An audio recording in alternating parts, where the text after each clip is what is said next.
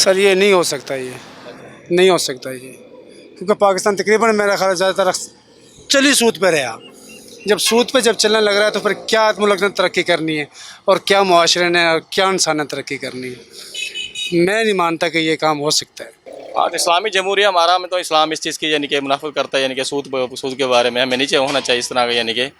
ہم سود سے بلا اپنا کاروبار کریں، سود سے یعنی کہ ہر چیز کے خلاف، یعنی کہ ہمارا اسلام اس کے خلاف اجازت نہیں دیتا، ہمیں سود کے خلاف جانا چاہیے بالکل ہی۔ سود سے پاک ہوتا ہے تو یہ بہت اچھی بات ہے، بلکہ 2027 نہیں کل ہو جائے 2023 میں، ابھی جو 22 اینڈ ہو رہا ہے مطلب آدھا ہو گیا یہ، تو یہ 2022 کے بعد 23 میں شروع ہو جائے بے شک، تو یہ بہتر ہے ویسے سود سے پاک۔ شرعی مسئلہ ہے اور بالکل ہونا چاہیے، اور یہ صحیح کام ہے۔ اگر سود ختم ہو جائے تو یہ شریعت کے مطابق کام ہوگا یہ بالکل، اور بینکوں کو چاہیے کہ یہ ختم کر دیں، یہ حکومت کو بھی چاہیے ختم کر دیں، اور یہ اچھا کام کیا ہے انہوں نے۔ جی ہمیں پتہ ہے کہ ہم ایک اسلامی ملک میں رہ رہے ہیں، اور ہمارا جو شروع سے اگر ہم ٹو نیشن تھیوری کی طرف دیکھیں یا پاکستان کے طرف دیکھیں تو پاکستان کے شروع سے یہ ہے کہ ہم ایک اسلامی ملک ہے۔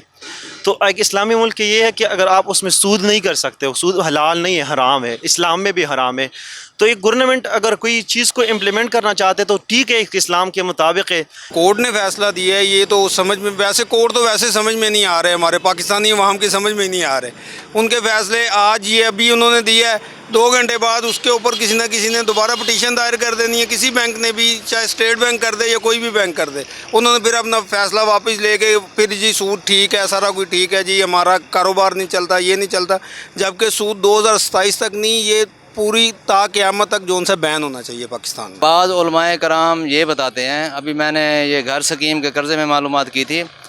تو انہوں نے کہا ہے کہ اگر آپ گھر سکیم کا قرضہ لینا چاہتے ہیں تو اس میں آپ یہ سوچیں کہ ہم نے ایک گھر لے رہے ہیں رینٹ پہ یا کرائے پہ، تو اس کا معاوضہ یہ ہے، اس کے حساب سے آپ قسط بھرتے رہیں، یہ صحیح ہے، ٹھیک ہے۔ اور باقی ہمارے حساب سے تو یہ صحیح نہیں ہے، اگر کوئی لینا چاہے تو سمجھ لے وہ ہمیشہ بظاہر تو فائدہ ہے، لیکن وہ خسارے میں جاتا رہتا ہے، ہمیشہ ہی خسارے میں۔